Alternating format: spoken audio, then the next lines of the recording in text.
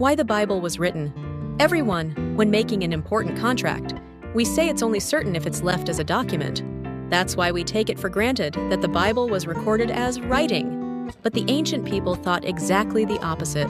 To them, the truth was not on paper, but in the living voice.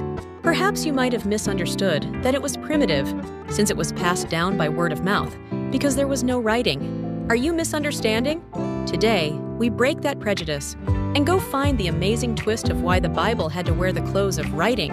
Ancient people didn't avoid writing because they didn't know how. Rather, to protect the temperature of truth that characters cannot capture, they held on to the voice until the end.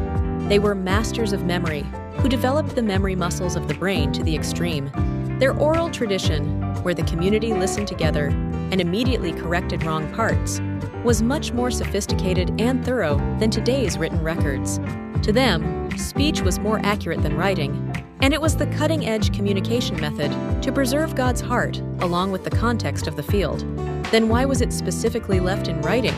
To the ancients, documents were not manuals for reading, but archives for preservation. Look at the 12 stones in the middle of the Jordan River in Joshua chapter 4. Were there detailed explanations written on those stones? No. Those stones, just by existing in that place, were cosmic receipts witnessing to God's miracles. The early biblical documents were the same. They were reliable, notarized documents that protected us while being preserved, and a spiritual barrier, protecting us from the confusion of the Gentiles. John Walton calls those in charge of this holy record menial experts. They were experts with amazing writing skills, but they did not mix even a single line of their own thoughts. Like a faithful secretary who 100% reflects the boss's intention to store only God's locutionary intent, they thoroughly erased themselves. The anonymity of the biblical authors proves they were sacred vessels, dedicated to containing God's voice rather than their own. Scholar Dominic LaCapra says that records, or evidence, are ultimately to invite us into dialogue. It is deeply striking that over 45% of ancient library documents were dedicated to communicating with God. Ultimately, the reason the Bible was recorded is not to make preserved documents.